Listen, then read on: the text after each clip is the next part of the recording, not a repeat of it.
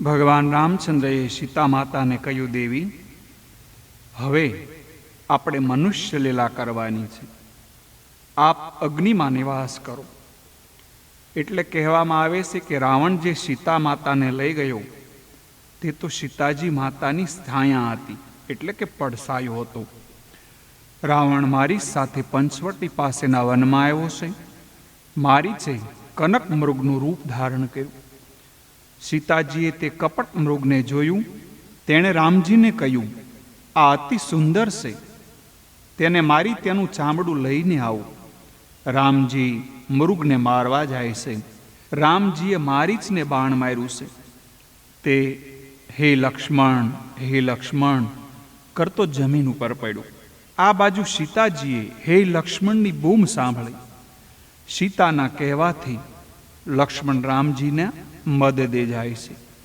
એ વખતે રાવણે સીતાજીનું હરણ કર્યું. રાવણ સીતાજી પાસે ભિક્ષા માંગવા આવ્યો. સીતાજીને રથમાં બેસાડી તે આકાશને માર્ગે જવા લાગ્યો. જટાયુએ સીતાજીના દુઃખ ભર્યા વચનો સાંભળ્યા. જટાયુ યુદ્ધ કરવા આવ્યો છે. રાવણે તેની 2 પાંખ કાપી નાખી છે.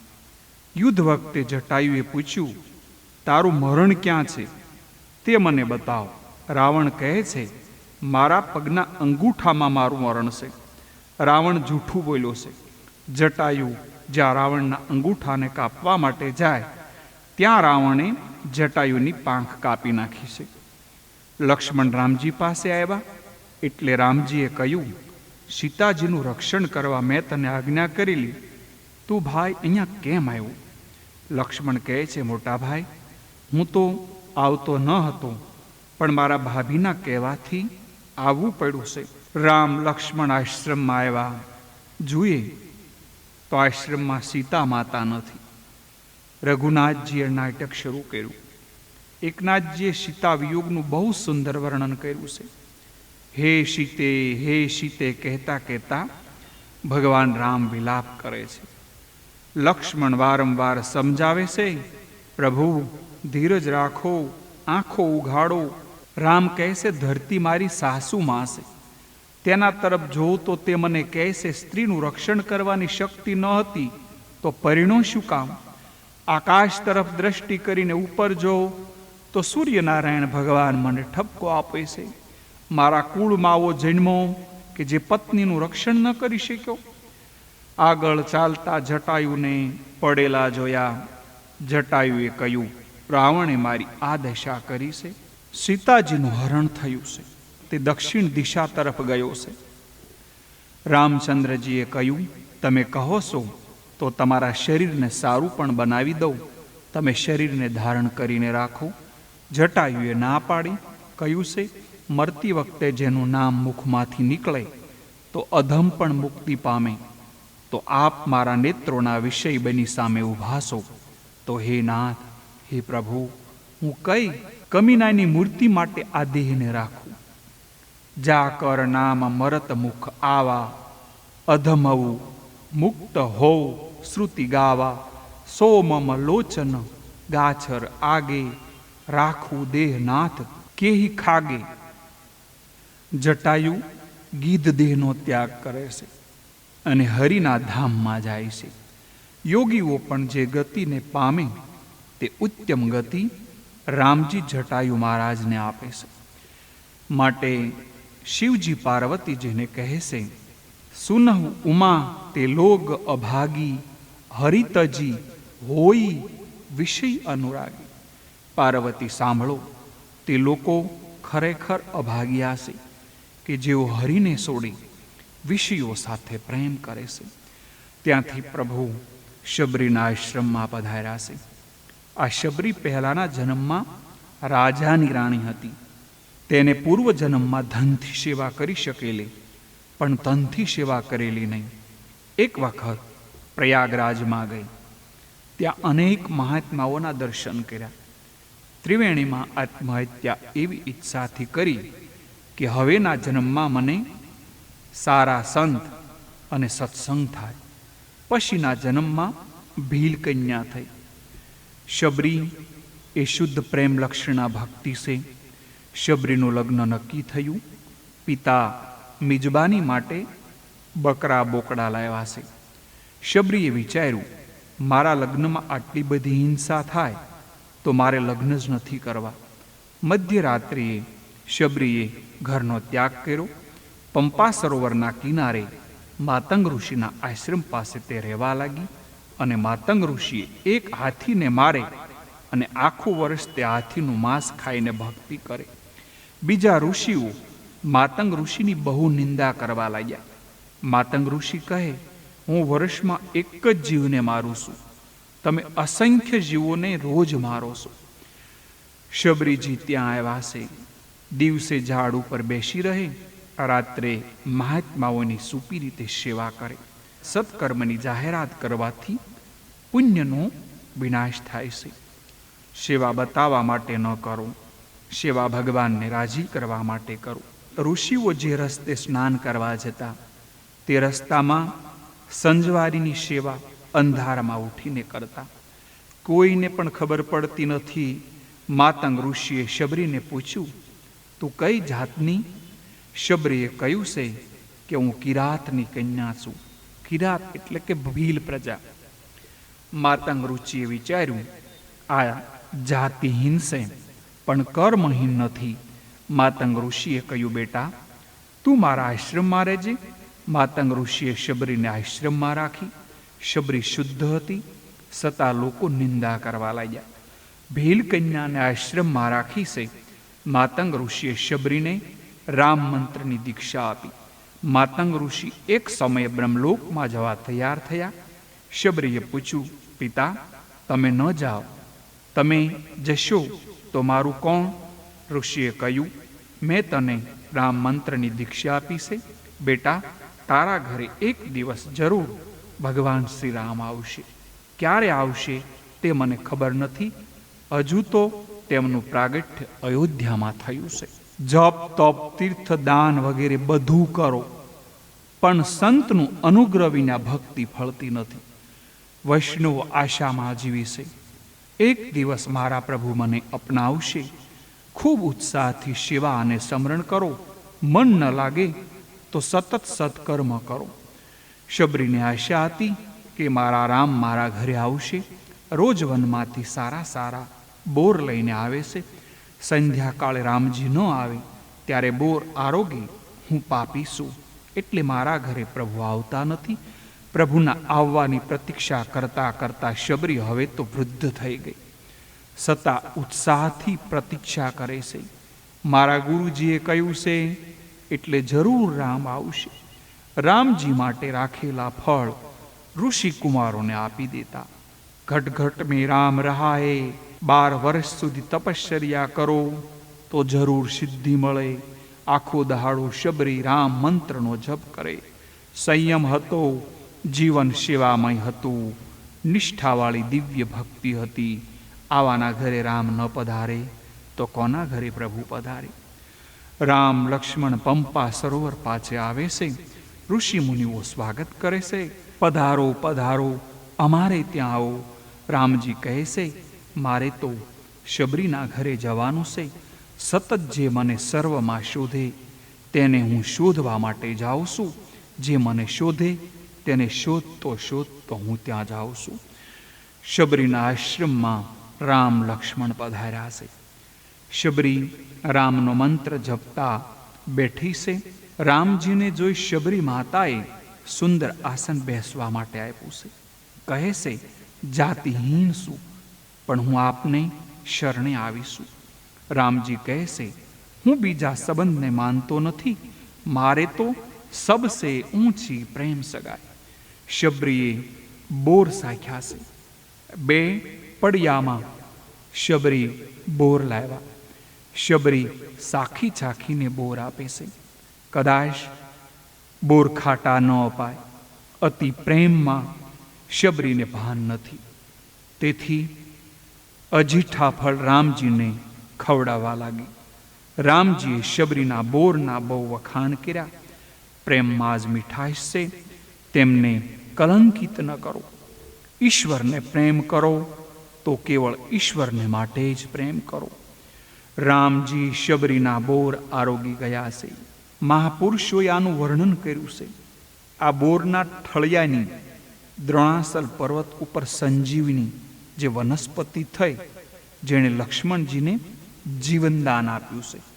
ખૂબ ભજન કરો, સાધુ સંતોમાં ખૂબ વિશ્વાસ રાખો. શબરીનું ચરિત્ર માનવ માત્ર માટે આશ્વાસન રૂપ છે. ભગવાન જરૂર મળે છે. શબરીને પૂછ્યું છે, તમારી કોઈ ઈચ્છા છે? શબરીએ કહ્યું, પંપા સરોવરનું જળ બગડી ગયું છે, તે સુધારો.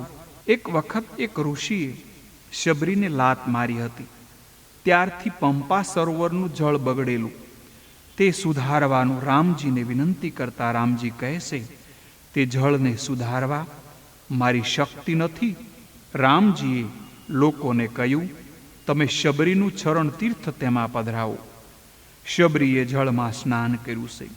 સરોવરનું જળ અતિ મધુર બન્યું છે. રામે શબરીનો ઉદ્ધાર કર્યો. શબરીજી રામજીના દર્શન કરતા કરતા યોગાગ્નિમાં સમાણા છે. રઘુનાથજી ત્યાંથી આગળ ચાલ્યા. ઋષ્યમુખ પર્વતની નજીક આવ્યા છે. જ્યાં સુગ્રીવ રહે છે ત્યાં પ્રથમ હનુમાનજીનું મિલન થાય છે. હનુમાનજીએ પૂછ્યું છે, આપ કોણ છો?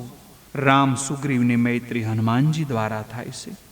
જીવન ઈશ્વર સાથે મૈત્રી ન થાય ત્યાં સુધી જીવન સફળ થતું નથી, અને મૈત્રી હનુમાનજી વગર એટલે કે બ્રહ્મચર્ય વગર થતી નથી. રામ નામ અમૃત કરતાં પણ શ્રેષ્ઠ છે. રામ નામ ભવરોગની દવા છે, પરંતુ સંયમ વગર એ દવા ફળતી નથી. રામદાસ તો સબ કહે, 10 રીત કહે ન કોઈ. હનુમાનજી વકીલાત ન કરે ત્યાં સુધી રામચંદ્ર અપનાવે નહીં. પરમાત્મા જીવ માત્રના સાચા મિત્ર છે. ઈશ્વર સાથે મૈત્રી કરે તો જીવન સફળ થાય. જગતના મિત્ર બહુ તો આ લોકમાં સુખ આપશે, પરલોકમાં અને અંતકાળે તો સુખ આપી શકશે નહીં. જીવ ઈશ્વર સાથે મૈત્રી કરે તો ઈશ્વર તેને ઈશ્વર બનાવે. ઈશ્વર જીવને ઈશ્વર બનાવે છે. પરમાત્મા અતિશય ઉદાર છે. ઈશ્વર જીવને આપે છે ત્યારે આપવામાં સંકોચ કરતા નથી. જીવ આપે છે ત્યારે વિચાર કરી કરીને આપે છે. પોતાના માટે થોડુંક રાખી પછી જીવ બીજાને આપે છે. મારા માટે કંઈક રહેવું જોઈએ એ વિચાર વગર ઈશ્વર આપે છે. પરમાત્મા સાથે મૈત્રી કરો. ઈશ્વર સાથે મૈત્રી તે જ કરી શકે જે કામની દોસ્તી છોડશે. કામ અને કૃષ્ણ, રામ અને રાવણ રહી શકે નહીં. રામજીએ સુગ્રીવ સાથે મૈત્રી કરી. સુગ્રીવને હનુમાને અપનાવ્યા, તેથી રામજીએ તેને પોતાના મિત્ર બનાવ્યા. હનુમાનજી એ બ્રહ્મચર્યનું સ્વરૂપ છે. બ્રહ્મચર્ય સાથે મૈત્રી કરશો તો જીતેન્દ્રિય થશો, તો પરમાત્મા સાથે મૈત્રી થશે. સંયમ રાખે અને ધર્મ મર્યાદા પાળે તો રામરાજ્યની માફક ડાક્ટર વકીલની જરૂર ન પડે. હનુમાનજી જેને ન અપનાવે તેનો મિત્ર ભગવાન રામ માને નહીં. પરમાત્મા સાથે પ્રેમ ન થાય તો જીવન સુંદર થઈ શકે નહીં. મનુષ્ય પ્રેમ કર્યા વગર રહી શકતો નથી. કોઈ પૈસામાં, કોઈ સ્ત્રીમાં, કોઈ બાળકોમાં પ્રેમ કરે, પણ પ્રેમ કરવા લાયક એક પરમાત્મા છે. પરમાત્મા વિના બીજા કોઈ સાથે કરેલો પ્રેમ પરિણામમાં જીવને રડાવે છે. જગત અપૂર્ણ છે, જીવ પણ અપૂર્ણ છે. જીવ પરિપૂર્ણતા ત્યારે બને કે જ્યારે તે ઈશ્વર સાથે મૈત્રી કરે. પરમાત્મા સાથે મૈત્રી કરનાર જીવને પ્રભુ પૂર્ણ બનાવે છે. ઈશ્વર તેને મળે છે જે ઈશ્વરને પૂર્ણ પ્રેમ આપે છે. ઈશ્વર સાથે પૂર્ણ પ્રેમ કરો, તેને જ પ્રભુ પોતાના માને છે. ઈશ્વર સાથે પ્રેમ કરવો હોય તો બીજા સાથેનો પ્રેમ છોડવો પડશે. ધીરે ધીરે લૌકિક સ્નેહ છોડો તો પ્રભુ સાથે પ્રેમ થાય. હનુમાનજીએ પૂછ્યું, આપ કોણ છો? ત્યારે ભગવાન રામે ઓળખાણ આપી. હનુમાનજીએ સાષ્ટાંગ પ્રણામ કર્યા, સ્તુતિ કરી. પછી કહ્યું, આ પર્વત પર વાનર રાજા સુગ્રીવ છે, તેની સાથે મિત્રતા કરો, તે આપનો દાસ છે. રામ લક્ષ્મણ સુગ્રીવ પાસે આવ્યા. રામજીએ સુગ્રીવને પૂછ્યું કે તું કેમ દુઃખી છો? સુગ્રીવ કહે છે, મારા ભાઈ વાલીએ મને કાઢી મૂક્યો. વાલીએ મારું સર્વસ્વ હરી લીધું, મારી પત્નીનું પણ અપહરણ કર્યું છે. મિત્રતાના દુઃખે દુઃખી થાય એ મિત્ર. વાલી સુગ્રીવનું યુદ્ધ થયું. રઘુનાથજીએ ઝાડ પાછળથી વાલીને તીર માર્યું અને વાલી બોલ્યો છે, અવગુણ કવન નાથ મોહી મારા. તમે તો ધર્મની રક્ષા માટે અવતાર ધારણ કર્યો છે. મેં કોઈ અપરાધ કર્યો નથી, તો હે નાથ, મારા કયા દોષથી તમે મને મારો વધ કર્યો છે? ધર્મના રક્ષણ માટે તમારો અવતાર છે. આપે આ અધમ કાર્ય કર્યું છે. તે સમયે ભગવાન બોલ્યા છે, તું તારા દોષનો વિચાર કરતો નથી અને મને ઠપકો આપે છે. ભાઈની સ્ત્રી, બહેન, પુત્રની સ્ત્રી અને કન્યા આ ચારે સમાન છે. ભાતૃપત્ની પોતાની કન્યા રૂપ હોવા છતાં તેના ઉપર કુભાવ રાખ્યું. ભાઈની સ્ત્રી ઉપર કુભાવ રાખનારો તું મહાપાપી છો. તારા જેવા પાપીને ઉદ્ધાર કરવા મેં તને માર્યો છે. સ્વદોષ દર્શન વગર ઈશ્વર દર્શન થશે નહીં. પરદોષ દર્શન પરમાત્માના દર્શનમાં વિઘ્ન કરે છે. તું તારા પાપનો વિચાર કરતો નથી. તારા જેવા પાપીને ઉદ્ધાર કરવા તને મેં બાણ માર્યું છે. વાલી જવાબ આપે છે, મહારાજ, હું પાપી છું, તો મને બતાવો, હું કઈ પોથીમાં લખ્યું છે કે પાપીને તમારા દર્શન થાય? ઉલટું એમ કહેવામાં આવ્યું છે કે જન્મ જન્મ મુનિ જતન કરાઈ, અંત રામ કહી આવત નહીં. મુનિગણ જન્મ જન્મોના અનેક પ્રકારના સાધનો કરતા રહે, તો પણ અંતકાળમાં તેમના મુખમાંથી રામ શબ્દ નીકળતો નથી. હું પુણ્યશાળી છું, તેથી આપના દર્શન કરું છું. તમારા દર્શન થયા એટલે હવે હું પાપી રહ્યો નથી. તમારા દર્શનથી પાપનો નાશ થયો છે. તમારા દર્શન દેવોને પણ દુર્લભ છે. તેમ છતાં અંતકાળે હું તમારા દર્શન કરું છું. એકનાથજી મહારાજે કહ્યું છે કે ભગવાન વાલીને કહે છે, મારા દર્શન તને થયા તે તારા પ્રતાપે નહીં. સુગ્રીવ મારા શરણે આવ્યો. સુગ્રીવનો તું ભાઈ છે, તેથી તારો ઉદ્ધાર કરવા માટે હું આવ્યો છું. તું સુગ્રીવના કુટુંબનો છો, તેથી તને દર્શન આપવા માટે આવ્યો છું. વાલી આ સાંભળીને સુગ્રીવને પ્રણામ કરવા લાગ્યો છે. તારા લીધે મને રામજીના દર્શન થયા. સુગ્રીવ જવાબ આપે છે, અરે રે, તારા લીધે મને રામજીના દર્શન થયા છે. જો તમે મને કાઢી મૂક્યો ન હોત તો મને રામજીના દર્શન ક્યાં થવાના હતા? સુગ્રીવને થયું, મારો ભાઈ શરીર છોડે છે. સુગ્રીવ કહે છે, મોટા ભાઈ, મારા પાપની ક્ષમા કરો. વેર અને વાસના મરણને બગાડે છે.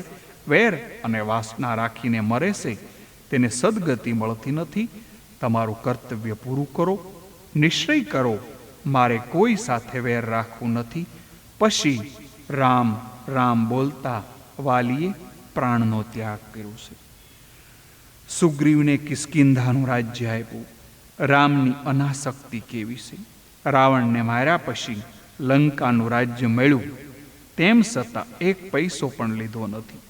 જે પૈસા માટે રાવણને માર્યો નથી. કંસને શ્રી કૃષ્ણે માર્યા પછી મથુરાનું રાજ્ય મળ્યું, તે ઉગ્રસેનને આપ્યું. જેવું બોલે છે તેવું જીવનમાં ઉતારવાનું. યુદ્ધભૂમિમાં મેદાનમાં 1 કલાકમાં સશાસ્ત્રોનો સાર અર્જુનને સંભળાવી દીધો. ભગવાનનું જ્ઞાન કેવું! અર્જુન બોલ્યા છે, આપ કહેશો તે કરીશ. જ્ઞાનની શોભા વ્યાખ્યાનથી નથી, પણ ક્રિયાત્મક ભક્તિ યોગથી છે. ભગવાને કિષ્કિંધાનું રાજ્ય લીધું નથી, એટલે શંકરજી પાર્વતીજીને કહે છે, રામ સમાન હિત કરવાવાળું જગતમાં કોઈ નથી. દેવતા, મનુષ્ય અને મુનિ સર્વની આ રીત છે કે સ્વાર્થને માટે જ સર્વ પ્રીતિ કરે છે. સુર નર મુનિ સબ કી યહ રીતિ, સ્વાર્થ લગી કરહી સબ પ્રીતિ. ભગવાન પ્રવર્ષણ પર્વત ઉપર બિરાજ્યા છે. હનુમાનજી વાનર સેના ભેગી કરે છે. હનુમાનજીને રામજીએ પોતાના હાથની મુદ્રિકા આપીને કહ્યું, સીતાને મારા બલ તથા વિરહની વાત કહી સમજાવી, તુરત પાછું આવજે. હનુમાનજીએ વાનરો સહિત ત્યાંથી પ્રયાણ કર્યું. દક્ષિણ દિશા તરફ ગયા. ત્યાં જાંબુવન પાસે હનુમાનજી આવ્યા. તેનામાં સંપાતીએ આવીને ખબર આપી, સીતાજી અશોકવનમાં છે. દરિયો ઓળંગીને જે જશે તેને સીતાજી મળશે. આ દરિયો ઓળંગવો મુશ્કેલ છે. રામ નામનું બળ અને સંયમનું બળ ન હોય તો આ દરિયો ઓળંગી શકાય નહીં. હનુમાનજીમાં આવેશ આવ્યો.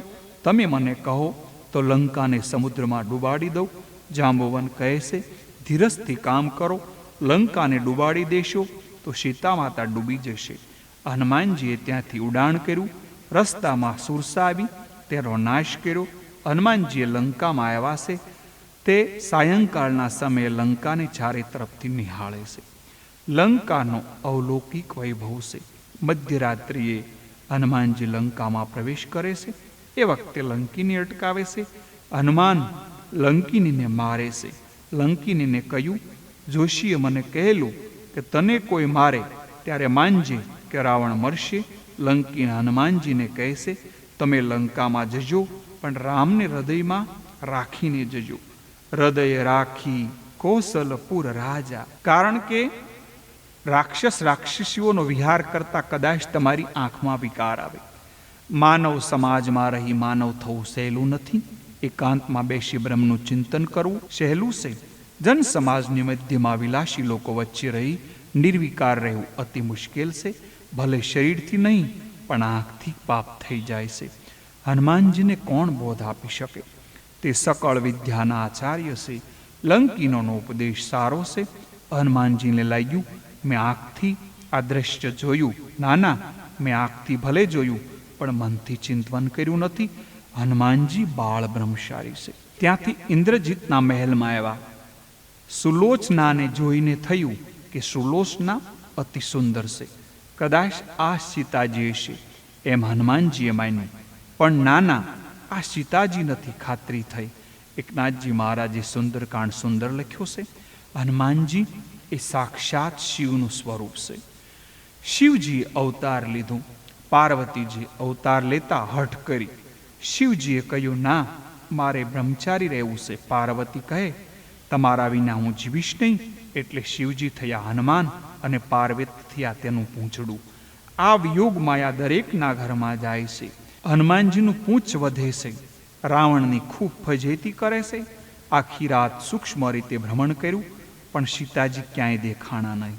પ્રાતઃકાળે વિભીષણના મહેલમાં આવે છે અને જાગતા વેત વિભીષણે રામ નામનું સ્મરણ અને ઉચ્ચારણ કર્યું.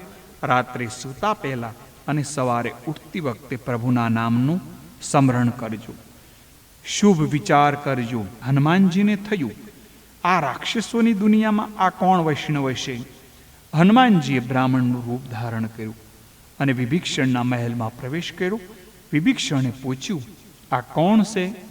રામ તો નથી ને? સવારે આપના દર્શન થયા તેથી મારું કલ્યાણ થશે. હનુમાનજીએ બધી વાત કહી. પૂછે છે, સીતાજી ક્યાં છે? વિભીષણે સીતાજી ક્યાં અને કેવી રીતે મળશે તેની વિગત કહી. વિભીષણે કહ્યું, તમારા દર્શન થયા એથી જરૂર હવે મને રામના દર્શન થશે. હું તો અધમ છું, પરંતુ તમારા લીધે રામ મને અપનાવશે. હનુમાનજી અશોકવનમાં આવ્યા છે. સીતાજી સમાધિમાં બેઠા. સીતાજી હે રામના જપ કરતા હતા. માતાજીનું શરીર દુર્બળ હતું. માતાજીને મનથી પ્રણામ કર્યા. જે ઝાડ નીચે બેસી માતાજી ધ્યાન કરતા હતા તે ઝાડ ઉપર બેસી રામકથા કહેવાની શરૂઆત કરી. અનેક વાનરોને સીતાજીને શોધવા મોકલ્યા છે. હું રામદૂત લંકામાં આવ્યો છું. આજે મારું જીવન સફળ થયું. સાક્ષાત આદ્ય શક્તિ શ્રી સીતા માતાને વંદન કરું છું. સીતાજી પૂછે છે, આ કોણ બોલે છે? મને પ્રત્યક્ષ દર્શન કેમ આપતા નથી? માતાજી બોલાવે છે એટલે તરત હનુમાનજીએ ઠેકડો માર્યો છે. સીતાજીને પ્રણામ કર્યા. માં, હું રામદૂત છું, તમે મારા માતા છો. સીતાજીને અતિશય દીન થઈને પ્રણામ કર્યા. અતિશય આનંદ થયો. હનુમાનજીએ રામનો સંદેશો કહ્યો, રામજી તમારી ઉપેક્ષા કરતા નથી, તે જલ્દી અહીં પધારશે. તે પછી હનુમાનજીએ સીતાજીને કહ્યું, માં, મને ભૂખ લાગી છે. અત્રે ફળ પુષ્કળ છે પણ રાક્ષસો પહેરો ભરે છે. સીતાજી આજ્ઞા કરી છે કે જે ફળ નીચે પડેલા હોય તે ખાજે, ફળ તોડતો નહીં. હનુમાને વિચાર્યું, ફળ તોડવાની ના પાડી છે, ઝાડ હલાવવાની ક્યાં ના પાડી છે? હનુમાનજી ઝાડ હલાવી અને ફળ પાડવા લાગ્યા છે. સંતો ભોજન કરે ત્યારે પણ ભજન ચાલુ રાખે છે. અન્નની નિંદા એ પાપ છે. હનુમાનજીએ દિવ્ય વાનરનું સ્વરૂપ ધારણ કરેલું છે. પૂછને કહ્યું, તારું કામ તું કર. પૂછ જાય છે, બધાને મારે છે. રાક્ષસીઓનો સંહાર કર્યો. ઇન્દ્રજીત ત્યાં આવ્યો. ઇન્દ્રજીતે બ્રહ્માસ્ત્ર છોડ્યું. હનુમાનજીએ બ્રહ્માસ્ત્રને માન આપ્યું. ઇન્દ્રજીત હનુમાનજીને રાજ્યસભામાં લઈને આવ્યો. રાવણે પૂછ્યું, એ બંદર કહાં સે આયા હે? હનુમાનજીએ સામો પ્રશ્ન કર્યો, એ દશમુખ, તને ઉપદેશ આપવા માટે આવ્યો છું. તે શિવજીને પ્રસન્ન કર્યા, પણ સીતાજીને આવી રીતે ઘરમાં રાખે છે. તું રામજીને શરણે આવ. રામ તારા સર્વ પાપ માફ કરશે. રાવણ કંઈ માનતો નથી. રાવણે હુકમ કર્યો, આના પૂંછમાં જ ઘણી શક્તિ છે, તેને બાળી નાખો. હનુમાનજીએ પૂંછ વધાર્યું. લંકાના કોઈ કાપડિયાના ઘરમાં કાપડ રહ્યું નથી. સર્વ કાપડ હનુમાનજીના પૂંછને બાંધવામાં આવ્યું છે. કપડાં બાંધી ઘી તેલ નાખવામાં આવ્યા. અગ્નિ મૂકવામાં આવ્યો. હનુમાનજીએ કહ્યું, આ પુચ્છ યજ્ઞ થાય છે, તેના યજમાન તમે છો, તમે ફૂંક મારો. રાવણ ફૂંક મારવા ગયો. દાઢી બળવા લાગી. હનુમાનજીએ આખી લંકાને બાળી નાખી છે. રાક્ષસીઓ સીતાજીને કહે છે, તમારી પાસે જે આવેલો વાનર, એમનું પૂંછડું રાક્ષસો બાળે છે. સીતાજી પ્રાર્થના કરે છે, રામ સિવાય મેં અન્ય પુરુષનું ચિંતન કર્યું ન હોય, મેં પ્રતિવ્રતા ધર્મનું પાલન કર્યું હોય, તો હે અગ્નિદેવ, તમે શીતળ થજો, તમે શાંત થઈ જાઓ. અગ્નિદેવ સંદન જેવા શીતળ થયા છે. લંકા બધી ધગધગ બળે છે. હનુમાનજીને આશ્રય થયું. સમુદ્ર કિનારે આવીને જોયું તો લંકા બળે છે. ખોટું થયું, અશોકવન બળી જશે. પુચ્છને સમુદ્રમાં સ્નાન કરાયું. અશોકવનમાં આવ્યા છે. અશોકવનનું એક ઝાડ પણ બળ્યું નથી. સીતાજીને મળ્યા છે. સીતાજીએ હનુમાનજીને આશીષ આપ્યા, અષ્ટ સિદ્ધિ તારી સેવા કરશે, તારો જગતમાં જય જયકાર થશે. આશીષોથી હનુમાનજીને સંતોષ થયો નહીં. હનુમાનજી આશીષમાં રામ સેવા માગી છે. હનુમાનજી અમર છે. કાળ હનુમાનજીનો નોકર છે. હનુમાનજી જવા લાગ્યા એ જ વખતે બ્રહ્માજીએ પત્ર લખી આપ્યો છે. હનુમાનજી સ્વમુખે પોતાના પરાક્રમનું વર્ણન નહીં કરે, તેથી તેના પરાક્રમોનું વર્ણન કરતો પત્ર આપ્યો છે. હનુમાનજી રામજી પાસે આવ્યા છે. લક્ષ્મણ પત્ર વાંચે છે. રામજી સાંભળે છે. હનુમાનજી કહે છે, નાથ, આ તમારો પ્રતાપ છે. નાથ, કૃપા કરો, મને અભિમાન ન થાય. રામજીને થયું, આ હનુમાનજીને શું આપું? હનુમાનજીને ભગવાન ભેટી પડ્યા છે. ત્યાંથી વિજયાદશમીના દિવસે પ્રયાણ કર્યું. સમુદ્રના કિનારે આવ્યા. રઘુનાથજીનો નિયમ હતો રોજ શિવજીને પૂજા કરવી. ત્યાં કોઈ શિવલિંગ મળ્યું નહીં. હનુમાનજીને કાશી શિવલિંગ લેવા મોકલ્યા છે. હનુમાનજીને આવતા વાર લાગી. રામજીએ રેતીનું શિવલિંગ કરીને પૂજા કરી છે. આજ રામેશ્વરના દર્શન કરશે તે શરીર છોડીને મારા ધામમાં આવશે. જે રામેશ્વર દર્શનું કરહી, તે તનુ તજી મમ લોક સઘરહી. આ બાજુ રાવણે સભા ભરી છે. વિભીક્ષણે કહ્યું, મોટા ભાઈ, રામજીને શરણે જાઓ, સીતાજીને સોંપી દો, આપી દો. રાવણે વિભીક્ષણને લાત મારી છે. ધન્ય છે વિભીક્ષણને કે રાવણે લાત મારી તો પણ ચરણમાં વંદન કર્યા છે. મોટા ભાઈ, તમને યોગ્ય લાગે તેમ કરો, હું તો ભગવાન રામને શરણે જઈશ. વિભીક્ષણ જે ક્ષણે લંકામાંથી ગયા તે જ ક્ષણે સર્વ રાક્ષસો આયુષ વગરના થઈ ગયા. સાધુ પુરુષના અપમાન સર્વનો નાશ કરે છે. વિભીક્ષણ વાનરસ્યાના પાછે આવ્યા છે. વિભીક્ષણ વિચારે છે, મને શરણે લેશે કે નહીં? રાવણનો ભાઈ માની મારો તિરસ્કાર કરશે તો? ના, એ અંતર્યામી છે, મારો શુદ્ધ ભાવ છે, મને અપનાવશે. સુગ્રીવે રામજીની પાસે આવી સમાચાર આપ્યા છે. રાવણનો ભાઈ વિભીક્ષણ આવ્યો છે. રાક્ષસોની આ માયા છે અને એ ભેદ જાણવા આવ્યો હોય તેમ મને લાગે છે. રામજીએ કહ્યું છે તે શું બોલે છે તે કહો. સુગ્રીવે કહ્યું, તે તો કહેશે રાઘવ શરણમ ગતો. હનુમાનજીએ વકીલાત કરી છે. તેના હૃદયમાં સલકપટ નથી. તે શરણે આવ્યો છે, તેનો સ્વીકાર કરવો જોઈએ. રામજીએ સુગ્રીવને આજ્ઞા આપી, તમે વિભીષણનું સ્વાગત કરીને લઈ આવો. જ્યારે જીવ મારી સન્મુખ થાય છે, ત્યારે તેના કરોડો જન્મના પાપ નાશ થાય છે. જે મનુષ્ય નિર્મળ મનનો હોય તે મને પ્રાપ્ત કરે છે. મને કપટ અને છળ છિદ્ર ગમતા નથી. સુગ્રીવ ગયો છે, વિભીષણને લઈને આવ્યો. વિભીષણે કહ્યું, ના, હું શરણે આવ્યો છું. મારા ભાઈએ મને લાત મારી મારો તિરસ્કાર કર્યો. રામજી ઉઠીને ઊભા થયા.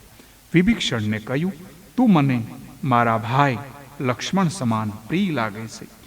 તે જ સમયે વિભીષણને લંકાનું રાજ્ય આપ્યું છે. વિભીષણે લંકા છોડી ત્યારે તેના મનમાં સંકલ્પ થયેલો કે રાવણના મર્યા પછી લંકાનું રાજ્ય પ્રભુ મને આપશે. તે સંકલ્પ ભગવાને પૂર્ણ કર્યો છે. સુગ્રીવ તે વખતે બોલ્યા છે, આપે બહુ ઉતાવળ કરી. આપે આજે વિભીષણને લંકાનું રાજ્ય આપી દીધું.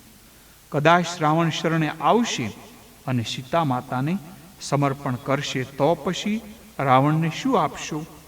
રઘુનાથજીએ ત્યારે કહ્યું, ત્યારે બહુ વિચાર કરીને બોલે છે, રાવણ જો શરણે આવશે તો રાવણને અયોધ્યાની ગાદી ઉપર બેસાડીશ. પણ આજે તો વિભીષણને લંકાનું રાજ્ય મેં આપ્યું છે. રાવણ શરણે આવશે તો તેને અયોધ્યાનું રાજ્ય આપીશું. અમે ચારેય ભાઈઓ વનમાં રહીશું. પછી તો સમુદ્ર ઉપર પથ્થરનો પુલ બંધાણો. પથ્થર ઉપર રામ નામ લખવાથી તરે છે.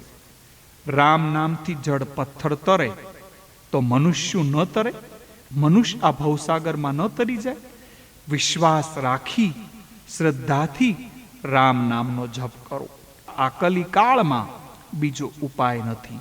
પથ્થર પણ રામ નામથી તરે છે. રઘુનાથજીએ લંકામાં પ્રવેશ કર્યો છે. અંગદને વિષ્ટિ કરવા માટે મોકલ્યા છે. અનેક રાક્ષસોને માર્યા છે. લક્ષ્મણને કપટથી ઇન્દ્રજીતનું મસ્તક આપ્યું છે. સુલોચના સતી થવા તૈયાર થયા છે. સુલોચનાએ રાવણ પાસે ઇન્દ્રજીતનું મસ્તક માંગ્યું. રાવણે કહ્યું કે તેનું મસ્તક તો રામજી પાસે છે, તેની પાસે જા. સુલોચનાને કહ્યું કે મને શત્રુ પાસે કેમ મોકલો છો? હું અતિ સુંદર છું. હું ત્યાં જઈશ તો કંઈક અનર્થ થશે. ત્યારે રાવણે એ વખતે રામજીના ખૂબ વખાણ કર્યા. રાવણે કહ્યું, રામ તને માતા જેમ માનશે, તારા વખાણ કરશે. વધુ શું કહું? હું રામ સાથે વેર રાખું છું, પણ રામ મને શત્રુ માનતા નથી. તું રામને શરણે જા, જરૂર તે તને મસ્તક આપશે. સુલોચના રામજી પાસે આવ્યા છે. મારા પતિનો હાથ મારા આંગણામાં આવ્યો અને પત્ર લખી આપ્યો. તેને પૂછવામાં આપ્યું, જડ હાથ કેમ લખી શકે? અને આંખો હસશે તો માનશું કે જડ હાથે પત્ર લખ્યો છે. સુલોચના બહુ મનાવે છે. મસ્તક હસતું નથી. નાથ, તમે નારાજ થયા છો. આ સાંભળી મસ્તક ડોલવા લાગ્યું. સ્મિત હાસ્ય કર્યું. શેષનાગ લક્ષ્મણ થઈને આવ્યા છે. મસ્તકે સુલોચનાને કહ્યું, તારા પિતાએ મને માર્યો છે. આજે સસરા જમાઈનું યુદ્ધ થયું ન હતું. આજે બે પતિવ્રતાઓનું યુદ્ધ થયું હતું, ઉર્મિલા અને સુલોચનાનું. સુલોચનાની હાર થઈ. સુલોચના લક્ષ્મણજીને કહેશે કે જીત તમારી નથી, પણ જીત તમારા પત્ની ઉર્મિલાની છે. ઉર્મિલાનું પાતિવ્રત્ય મારા કરતા સળિયાતું છે. મારા પતિ રાવણના પક્ષમાં, તેથી તે દુર્બળ છે. મારા પતિ કુભાવ રાખનારને મદદ કરતા હતા, તેથી મારી હાર અને ઉર્મિલાની જીત થઈ.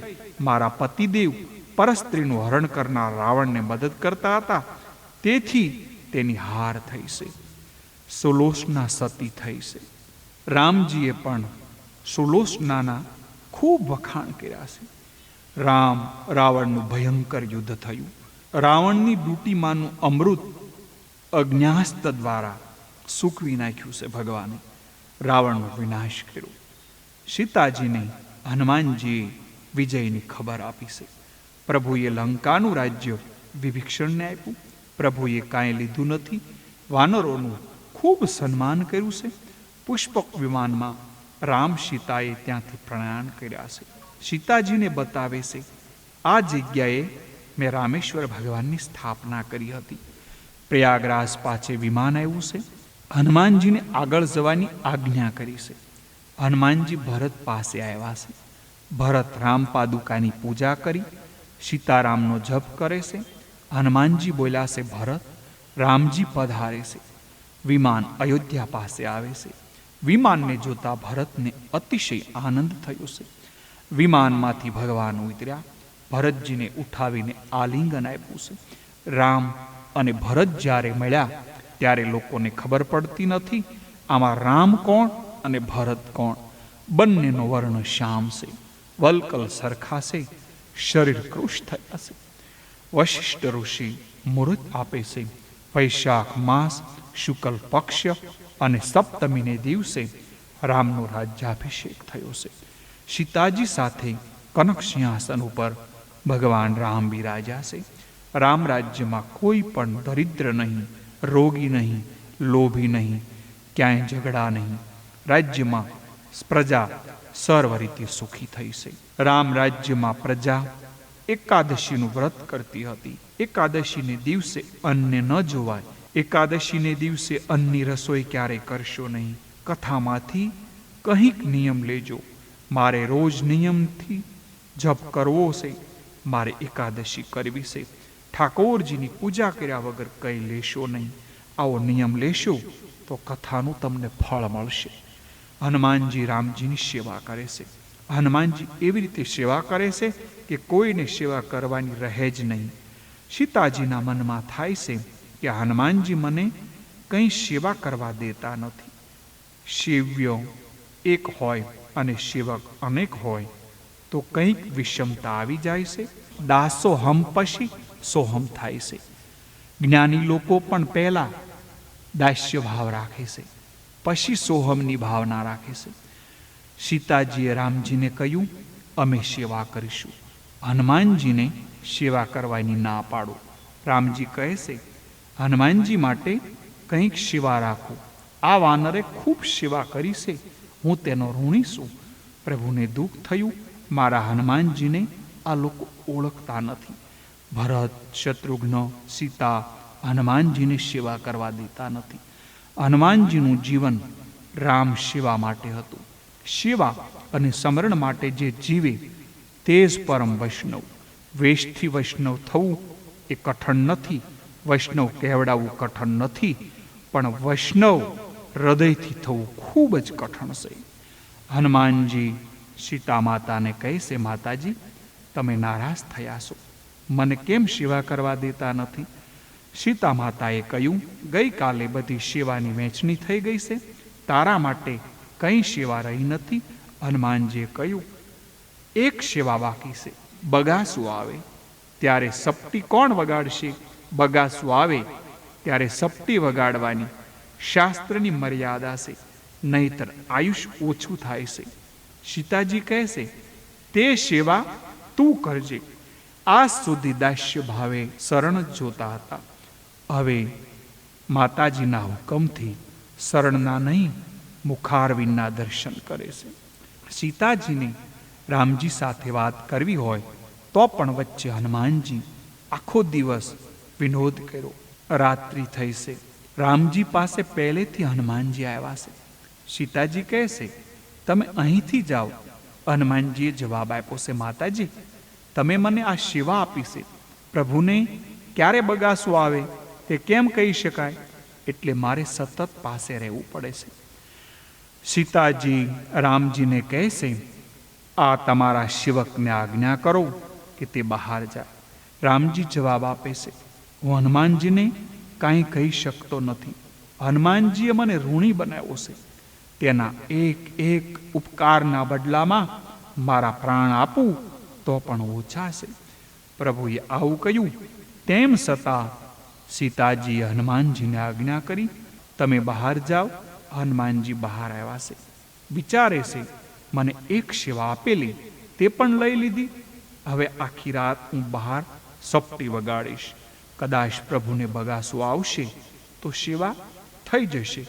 રામજી વિચારે છે, મને બગાસું આવે એટલે હનુમાનજી સપટી વગાડે છે. મારો હનુમાન આખી રાત જાગશે. મારો હનુમાન જાગે અને હું સૂઈ જાઉં તે યોગ્ય નથી. કીર્તન ભક્તિ ભગવાનને અતિશય પ્રિય છે. મારા હનુમાનજી જાગે તો હું કેમ સૂઈ શકું? મારા હનુમાને સીતાજીએ બહાર કાઢ્યા છે. રઘુનાથજી ગમ્મત કરી વારંવાર બગાસું ખાય છે. હું પણ હનુમાન જેમ આખી રાત જાગરણ કરીશ. સીતાજીને ગભરામણ થયું છે. રામચંદ્રજી કાંઈ બોલતા નથી. સીતાજી દોડતા કૌશલ્યા પાસે ગયા છે. કૌશલ્યાએ કહ્યું, કોઈ રાક્ષસે નજર તો નાખી નથી ને? વશિષ્ઠજીને બોલાવવામાં આવ્યા છે. વશિષ્ઠજી સમજી ગયા, આજે ભગવાનના કોઈ લાડીલા ભક્તનું અપમાન થયું હોવું જોઈએ. ભક્તને લીધે ભગવાન દુઃખી થયા છે. વશિષ્ઠજીએ સીતા માતાને પૂછ્યું, આજે કંઈ ગરબડ તો થઈ નથી ને? સીતાજી કહે છે, હનુમાનજી માટે કંઈ સેવા રાખી નથી, તેથી આમ બન્યું છે. હનુમાનજીની સેવા ગઈ ત્યારથી ભોજન પણ બરાબર કર્યું નથી. હનુમાનજીને છપ્પે વગાડવાની સેવા આપવાની વાત કહી. બધાએ રાજમહેલમાં આવ્યા છે. હનુમાનજી રાજમહેલની અગાશીમાં થઈ થઈ કરતા રામજીનો જપ કરે છે. વશિષ્ઠજીએ કહ્યું છે, મહારાજ કીર્તન કરો પણ સપટી વગાડશો નહીં. સપટી વગાડશો તો રામજીને બગાસું આવશે. જગત રામને આધીન છે અને રામજી તમારે આધીન છે. તો એવા તમે કોણ?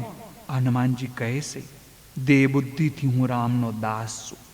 જીવન બુદ્ધિથી હું રામનો અંશ છું. અને આત્મદ્રષ્ટિથી વિચાર કરો તો અમે એક છીએ.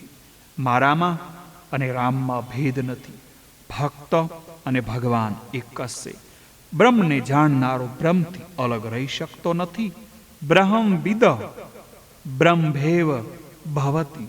રામાયણની કથા કરુણ પ્રધાન છે. બાલકાંડ વગર બધાય કાંડોમાં રુદન છે.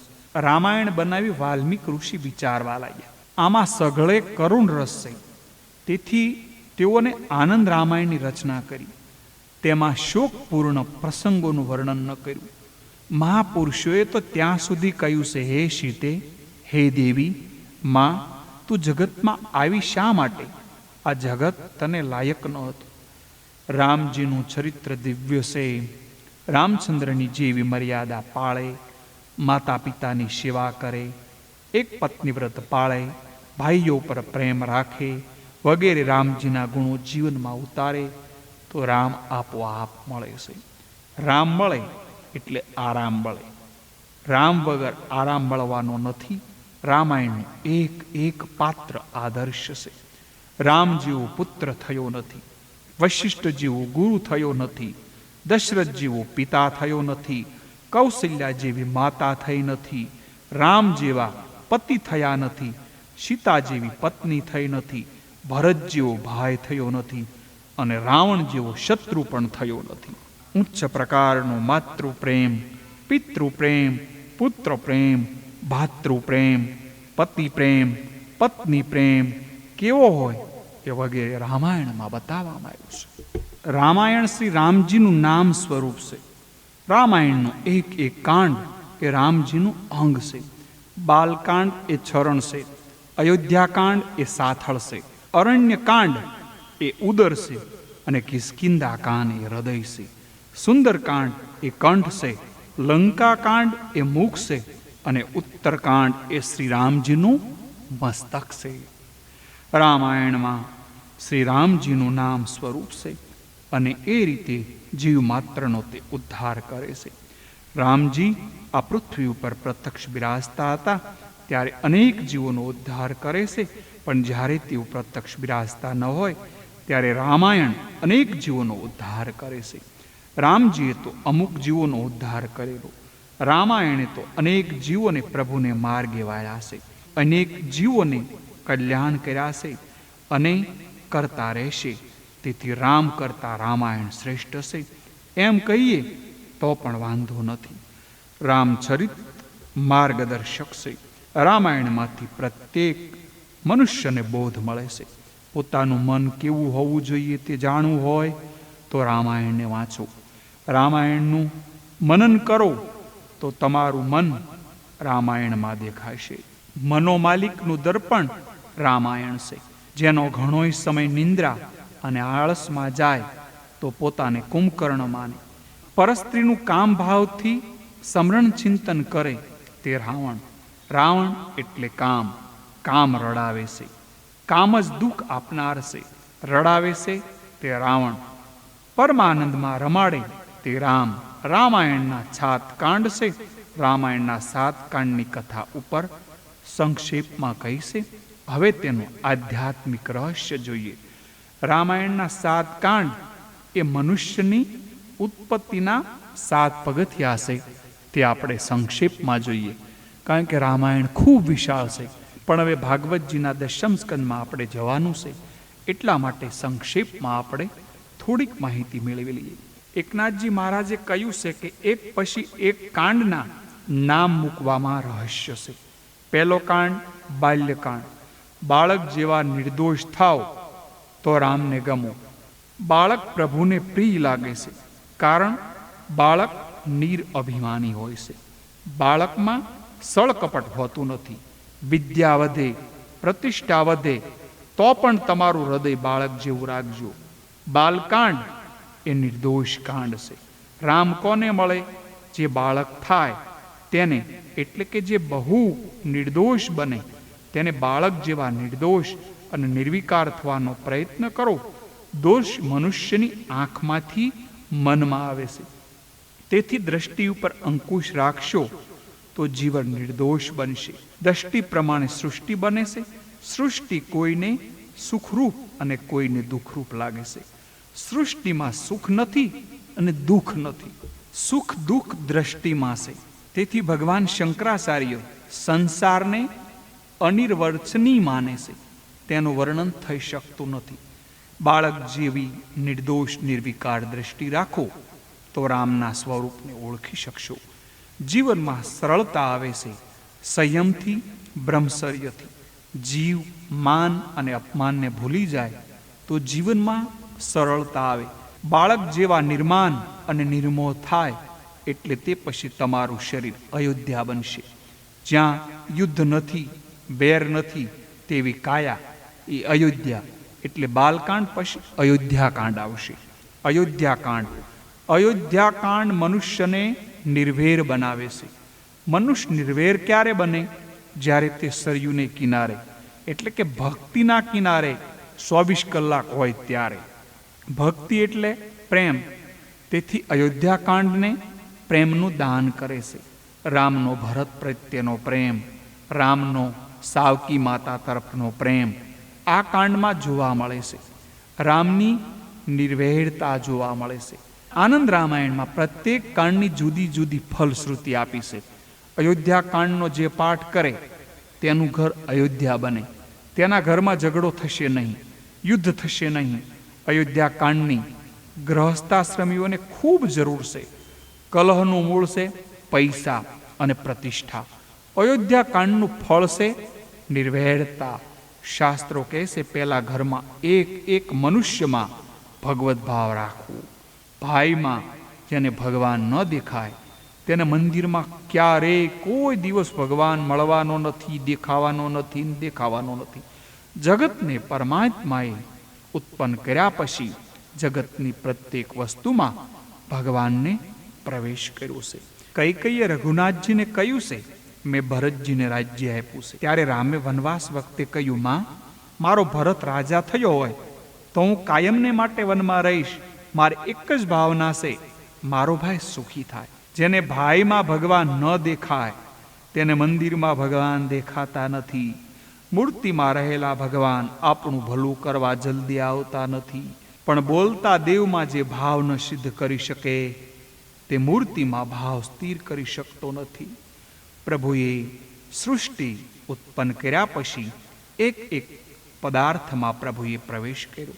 તે પ્રવેશ ન કરે ત્યાં સુધી સૃષ્ટિ નકામી છે. સર્વમાં ઈશ્વર છે. મારા ભાઈ બહેનમાં પણ એક જ ઈશ્વર છે. રામે અવલૌકિક દર્શન બતાવ્યા છે કે ભાઈના સુખ માટે રામ હસતા હસતા વનમાં ગયા. ભરતનો રામ પ્રત્યેનો પ્રેમ એવો દિવ્ય, ભરતજીએ રાજ્ય લેવાની ના પાડી. મારા મોટા ભાઈ જંગલમાં ફરે, કંદમૂળ ખાય, મારા લીધે મોટા ભાઈને દુઃખ થાય. ભરતે રાજ્ય જોઈતું ન હતું. અયોધ્યા કાંડના પાઠથી યુદ્ધનો નાશ થાય છે. જીવને વિશુદ્ધ પ્રેમમય બનાવવો હોય તો અયોધ્યા કાંડનો આશ્રય કરજો. હવે અરણ્યકાંડ. અરણ્યકાંડમાં અયોધ્યાકાંડ પછી અરણ્યકાંડ આવે. અરણ્યકાંડ નિર્વાસન બનાવે છે. નિર્વેર થયા પછી વાસના પણ ત્રાસ આપે છે. અરણ્યમાં રહી મનુષ્ય તપ ન કરે ત્યાં સુધી જીવનમાં દિવ્યતા આવવાની નથી. રામજીએ રાજા હોવા છતાં સીતાજીની સાથે વનમાં રહીને ખૂબ તપશ્ચર્યા કરેલી છે. પહેલા તપ કર્યા, પછી રામ રાજા થયા. પહેલા તપશ્ચર્યા કરી હશે તો ભોગ ભોગવવામાં તે હંમેશા સાવધ રહેશે. જેટલા મોટા થયા તે સર્વ અરણ્યમાં રહેતા હતા. મહાપ્રભુજીએ ઉઘાડા પગે ભારતની પ્રદક્ષિણા કરી. નીલકંઠ વર્ણીએ ભગવાન સ્વામિનારાયણે આખા ભારતની પ્રદક્ષિણા કરી. તેઓએ 2 વસ્ત્રથી વધારે વસ્ત્ર રાખ્યા ન હતા. નીલકંઠ વર્ણીએ ફક્ત કોપીન જ રાખ્યા હતા. જીવનમાં તપશ્ચર્યાની ખૂબ જરૂર છે. વનવાસ વગર જીવનમાં સુવાસ આવશે નહીં. વનવાસ વગર જીવનમાં સાત્વિકતા આવતી નથી. વધારે નહીં તો 1 વર્ષમાં 1 માસ પવિત્ર નદીને કિનારે વનમાં રહેવું, જ્યાં હું અને મારા ભગવાન, ત્રીજું કોઈ જ નહીં. ત્રીજો આવે ત્યારે તોફાન થાય છે. વનવાસ મનુષ્યના હૃદયને કોમળ બનાવે છે. વનવાસમાં ખાતરી થઈ જાય છે કે ઈશ્વર સિવાય મારું કોઈ નથી. અરણકાંડ આપણને નિર્વાસન બનાવે છે. રામચંદ્રજી ભગવાન છે, છતાં બતાવ્યું છે કે તપ વગર વાસના મરતી નથી. ઉત્તમ સંયમ એ તપ છે. પહેલો સંયમ જીવ ઉપર રાખવાનો. વનવાસ દરમિયાન રામજીએ અનાજનું ભક્ષણ કર્યું નથી. ફળાહારી રહ્યા છે. અન્નમાં રજોગુણ છે અને રજોગુણમાંથી કામની ઉત્પત્તિ થાય છે. સાત્વિક આહાર વગર કોઈ કામને મારી શકે નહીં. રામજી વનમાં રહી કંદમૂળનું સેવન કરી તપ કરે છે. રામજી વનમાં તપ કરે છે ત્યારે કોઈ ધાતુના પાત્રને પણ સ્પર્શ કરતા નથી. નાળિયેરની કાસલીથી પાણી પીતા હતા. સીતાજી સાથે છે છતાં પૂર્ણ નિર્વિકાર છે. ધીરે ધીરે વાસનાને કેવી રીતે વિનાશ કરવો એ આપણને બતાવ્યું છે અરણ્યકાંડમાં. હવે કિષ્કિંધાકાંડ. અરણ્યકાંડમાં વાસનાના વિનાશ પછી કિષ્કિંધાકાંડમાં સુગ્રીવ રામની મૈત્રી થાય છે. રામની દોસ્તી જ્યાં સુધી મનુષ્ય છોડે નહીં ત્યાં સુધી પ્રભુ સાથે મૈત્રી થતી નથી. સુગ્રીવ અને રામજીના મિલનની કથા આ કાંડમાં છે. કિષ્કિંધાકાંડ જીવ ઈશ્વરની મૈત્રી બતાવે છે. સુગ્રીવ એ જીવાત્મા અને રામજી એ પરમાત્મા. સુગ્રીવ કામની દોસ્તી છોડે ત્યારે જીવ ઈશ્વરનું મિલન થાય.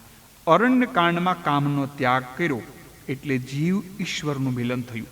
બંનેનું મિલન અને મૈત્રી થાય જ્યારે હનુમાનજી વકીલાત કરે. જેનો કંઠ સારો એનું નામ સુગ્રીવ. કંઠની શોભા આભૂષણથી નથી. કંઠની શોભા બ્રહ્મચર્ય અને રામ નામથી છે. જીવ ઈશ્વરની મૈત્રી બ્રહ્મચર્ય સિવાય થઈ શકે નહીં. હનુમાનજી બ્રહ્મચર્યનું પ્રતીક છે. સુગ્રીવ જેનો કંઠ સારો, જેની મૈત્રી રામજી સાથે થાય પણ એકલા સુગ્રીવથી કાંઈ વળે નહીં. તેને હનુમાન એટલે કે બ્રહ્મચર્યનું બળ જોઈએ. બ્રહ્મચર્યના બળ વિના ભજનમાં આનંદ આવતો નથી, કારણ એકાગ્રતા થતી નથી. હનુમાન એટલે કે બ્રહ્મચર્યની મદદ ન મળે તો રામજી સાથે મૈત્રી પણ થતી નથી. સુગ્રીવને રામ અપનાવે છે તે હનુમાનજીના ઉપકારથી છે. સુંદરકાંડ. જીવ ઈશ્વરની મૈત્રી થઈ એટલે જીવન થયું સુંદર, એટલે તે પછી આવ્યો સુંદરકાંડ. જ્યાં સુધી જીવ પ્રભુ સાથે મૈત્રી કરતો નથી ત્યાં સુધી જીવન સુમધુર થતું નથી. કિષ્કિંધાકાંડ પછી આવે છે સુંદરકાંડ. સુંદરકાંડ અતિ સુંદર છે. તેમાં રામ ભક્ત હનુમાનની કથા આવે છે. ભાગવતમાં જેમ દશમ સ્કંદ તેમ રામાયણમાં સુંદરકાંડ છે. સુંદરકાંડમાં હનુમાનજી સીતાજીના દર્શન થાય છે. સીતાજી એ પરાભક્તિ છે, પણ સીતાજીના દર્શન ક્યારે થાય? જેનું જીવન સુંદર થાય તેને પરાભક્તિના દર્શન થાય. દરિયો ઓળંગીને જે જાય એટલે કે સંસાર સમુદ્રને જે ઓળંગે તેને સીતાજી એટલે કે પરાભક્તિના દર્શન થાય. પરાભક્તિ કોને મળે? કે જે દરિયો ઓળંગીને જાય તેને. તે ઓળંગે છે એકલા હનુમાનજી એટલે કે બ્રહ્મચર્ય, અને રામ નામના પ્રતાપે હનુમાનજીમાં દિવ્ય શક્તિ છે. હનુમાનજી સિવાય બીજો કોઈ આ દરિયો ઓળંગી શક્યો નથી. હનુમાનજીમાં દરિયો ઓળંગવાની શક્તિ આવી બ્રહ્મચર્ય અને રામ નામના મંત્રથી. સમુદ્ર ઓળંગે એટલે પેલા રસ્તામાં સુરસા મળે. સુરસા ત્રાસ આપશે. સારા સારા રસો એ સુરસા. સુરસા હતી નવીન રસ લેવાવાળી વાસનામય જીવ એ સુરસા. સુરસાને હનુમાનજી મારે છે. જેને સંસાર સાગર રૂપી દરિયો ઓળંગવો હોય એને જીભને હંમેશા મારવી પડશે, જીભને વશ કરવી પડશે. જીવનને સુંદર બનાવવું હોય, જીવનને ભક્તિમય બનાવવું હોય, સીતાજીએ પરાભક્તિ છે. પરાભક્તિ છે ત્યાં શોક રહી શકે નહીં. તેથી નામ અશોકવન એટલે કે બ્રહ્મદ્રષ્ટિ. સિદ્ધ થયા પછી ત્યાં શોક ક્યારે રહેતો નથી, અને જ્યાં શોક રહેતો નથી તે અશોકવન. અશોકવન એ બ્રહ્મદ્રષ્ટિ. ત્યાર પછી આવે લંકાકાંડ. જીવન સુંદર થયું, ભક્તિમય થયું. ત્યાર પછી લંકાકાંડમાં રાક્ષસો મરે છે. રાક્ષસો મરે એટલે કે કામ મરે છે, ક્રોધ મરે છે. ભક્તિ મહારાણીના દર્શન થાય એટલે જીવન સુંદર થયું.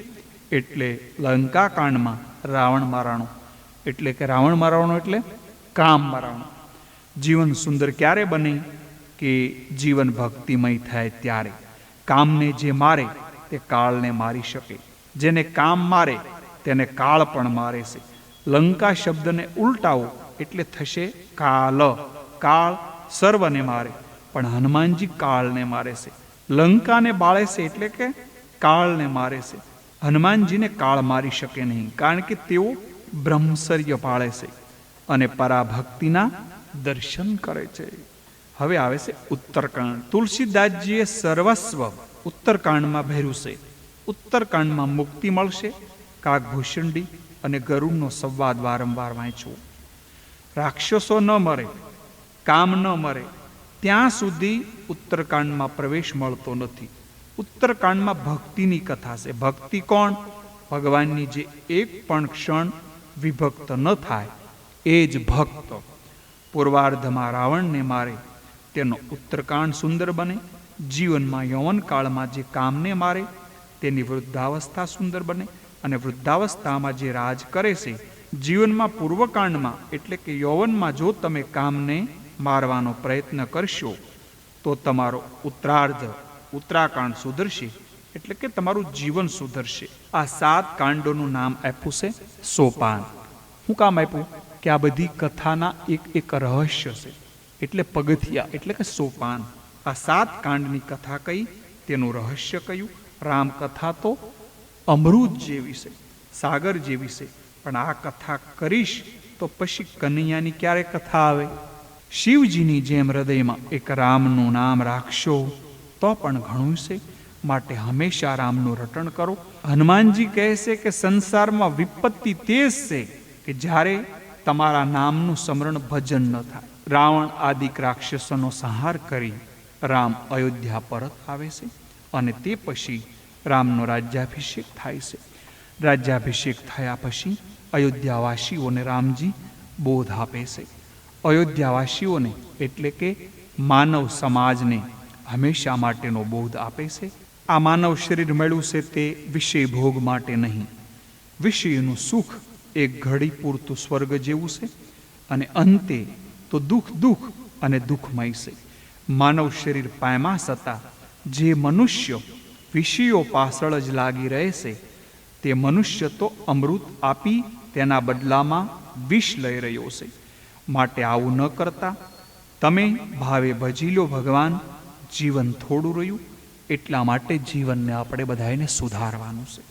ભોગો ભોગવવાથી કદી શાંતિ મળતી નથી.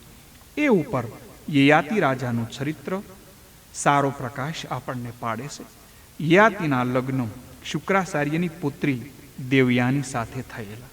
એક દિવસ એવું બન્યું કે વૃષપર્વા નામની પુત્રી શર્મિષ્ઠા અને શુક્રાચાર્યની પુત્રી દેવયાની બીજી સખીઓ સાથે સ્નાન કરવા ગઈ. સ્નાન કરતા શર્મિષ્ઠાએ ગુરુપુત્રી દેવયાનીના વસ્ત્રો ભૂલથી પહેરી લીધા. દેવયાનીએ તેને દુષ્ટ વચનોનો ઠપકો આપ્યો એટલે ક્રોધથી ઉશ્કેરાણી અને શર્મિષ્ઠાએ દેવયાનીને તેનું વસ્ત્ર પડાવી લઈ કૂવામાં ફેંકી દીધી અને સર્વ સખીઓ ત્યાંથી ચાલી ગઈ. રાજા યયાતિ મૃગ્યા રમવા માટે નીકળેલા. તેણે દેવયાનીને બહાર કાઢી. દેવયાનીએ તેને પાણી ગ્રહણ કરવા માટે રાજાને કહ્યું, એટલે કે લગ્ન કરવા માટે રાજાને કહ્યું. શુક્રાચાર્ય પુત્રીની કથની સાંભળી વૃષપર્વાના નગરમાંથી જવા તૈયાર થયા. વૃષપર્વા તેમને પ્રસન્ન કરવા આવે છે. દેવયાનીએ માયું, હું ત્યાં પરણું ત્યાં તારી પુત્રીને દાસી તરીકે મોકલવી. તેથી શર્મિષ્ઠા દાસી તરીકે યયાતિ રાજાને ઘરે ગયેલી. શુક્રાચાર્ય યયાતિને કહેલું કે શર્મિષ્ઠા સાથે વિશેષ સુખ ભોગવતો નહીં. યયાતિએ તે વચન પાળ્યું નહીં એટલે શુક્રાચાર્યે તેને વૃદ્ધ બનાવી દીધો. યયાતિએ વૃદ્ધાવસ્થા દૂર કેમ થાય તેનો ઉપાય પૂછ્યો. શુક્રાચાર્યએ કહ્યું, કોઈ તારી વૃદ્ધાવસ્થા લઈ લે અને તેની યુવાની તને આપે તો તારી વૃદ્ધાવસ્થા દૂર થાય. યયાતિએ પોતાના પુત્ર પુરુની યુવાની લઈને હજારો વર્ષ સુધી વિશેષ સુખ ભોગવ્યું. સતા તૃપ્તિ ન થઈ. અંતે તેને વૈરાગ્ય થયો, જેણે જગતને બોધ આપ્યો છે. વિષયો વાસનાથી કામ વાસના કદાપી પણ શાંત થતી નથી, પરંતુ અગ્નિમાં ઘીની આહુતિ આપવાથી તે જેમ ઉગ્ર બને એવી રીતે ભોગ ભોગવવાથી વાસના અધિકમાં અધિક વધે છે. મનુષ્ય ઘરડો થાય પણ આ તૃષ્ણા ક્યારેય ઘરડી થતી નથી. ભર્તુહરિએ પણ કહ્યું છે, ભોગો ભોગવાતા નથી પણ ઉલટા આપણે ભોગવાઈ જઈએ છીએ. તૃષ્ણા એટલે કે જીર્ણ થતી નથી પણ આપણે જીર્ણ થઈએ છીએ. તેમ છતાં કામને વેરીને બદલે જે લોકો મિત્ર બનાવે છે તેની સ્થિતિ યયાતિ રાજા જેવી થાય છે. કામ ક્રોધને મિત્ર ન બનાવો, તેને વેરી બનાવો, અને વેરી જેમ તજે એમ ગીતાજીમાં પણ બોલ્યું છે, ન મે ભક્ત પ્રવણશ્યત. તેના ઉદાહરણો પ્રહલાદ, અંબરીશ વગેરેના ભાગવતમાં આપણે જોઈ ગયા છે. હે રાજા, રંતિદેવનું ચરિત્ર પણ અદ્ભુત છે. પોતાને જે મળ્યું તે બીજાને આપતા. રંતિદેવના જીવનનું ધ્યેય હતું, હું ભલે દુઃખી થાવ, દુઃખ ભોગવું, પણ બીજા સુખી થાય અને સુખ ભોગવે. એક દિવસ પોતાના પ્રાણ સંકટ સમયે પણ તેણે પોતાની પાસેનું સર્વસ્વ અન્ન, પાણી વગેરે બીજાને આપી દીધા અને કહ્યું છે, હું ઈશ્વર પાસેથી 8 સિદ્ધિઓવાળી ઉત્તમ ગતિ પણ ઈચ્છતો નથી અને બીજું કે હું મોક્ષની પણ ઈચ્છા રાખતો નથી. હું તો ફક્ત એટલું જ ઈચ્છું છું કે હું સર્વ પ્રાણીઓના હૃદયમાં સ્થિર થઈ જાઉં અને તેઓને સર્વ દુઃખો હું સહન કરું, કે જેથી અન્ય કોઈ પ્રાણીને દુઃખ જ ન થાય. બીજા દુઃખી પ્રાણીઓ દુઃખથી મુક્ત થાય અને તેઓને દુઃખ હું ભોગવું. બસ એ જ મારી ઈચ્છા છે. સમાપ્તિમાં યદુરાજાના વંશનું વર્ણન કર્યું. યદુરાજાનો વંશ દિવ્ય છે. તે વંશમાં શ્રી કૃષ્ણ ભગવાન પ્રગટ થશે. રાજા સાવધાન થઈ જા. સમાપ્તિમાં યદુરાજાના વંશનું વર્ણન કર્યું છે. યદુરાજાનો વંશ દિવ્ય છે. તે વંશમાં શ્રી કૃષ્ણ ભગવાનનું પ્રાગટ્ય થશે. રાજા, તું સાવધાન થઈ જા. આ વંશની જે કથા સાંભળશે તેના વંશનો નાશ થશે નહીં. આ હરિવંશ છે. આગળ જતા આહુકને 2 પુત્ર થયા, દેવક અને ઉગ્રસેન. દેવક રાજાએ 7 કન્યાઓના લગ્ન વસુદેવ સાથે કર્યા. વસુદેવ દેવકીને ત્યાં 6 બાળકો થયા. રોહિણીથી 7મા બાળક બલરામ થયા. 8મા મારા ઈષ્ટદેવ સાક્ષાત શ્રી કૃષ્ણ પ્રગટ થયા છે. પરમાત્મા પૃથ્વી ઉપર આવે છે ત્યારે પરમાત્માને બહુ પરિશ્રમ થાય છે, પણ ધર્મની સ્થાપના કરવા અને અધર્મનો નાશ કરવા માટે ભગવાન અવતાર લેશે. ભગવાન શ્રી કૃષ્ણ 14 વર્ષ મથુરામાં વિરાજ્યા. તે પછી ભગવાન દ્વારકાનાથ થયા છે. પૃથ્વી ઉપરનો ભાર હળવો કરવા કૌરવો પાંડવોનું યુદ્ધ કરાયું. 9મા સ્કંદની સમાપ્તિમાં એટલે કે સંક્ષેપમાં કૃષ્ણ કથા કહી સંભળાવી. અને અહીંયા આપણે 9મા સ્કંદની પૂર્ણાહુતિ કરીશું. હવે આવતા સ્કંદમાં એટલે કે 10મા સ્કંદમાં ભગવાન કૃષ્ણના ગુણગાન ગાઈશું અને આપણું જીવન કૃતાર્થ કરશું અને ભક્તિ રસમાં તરબોળ થશું. અહીંયા આપણે 9મા સ્કંદની પૂર્ણાહુતિ સાથે હરે રામ રામ રામ હરે હરે, હરે કૃષ્ણ કૃષ્ણ કૃષ્ણ હરે હરે એટલું કહીને આપના સર્વના ચરણોમાં મારા કોટી કોટી પ્રણામ સાથે આપ સર્વ સાધુ સંતો, ભક્તજનો, સાંભળનાર જે મુમુક્ષ જીવાત્માઓ તેમને પ્રણામ કરી આજની કથા અહીંયા પૂર્ણ કરું છું.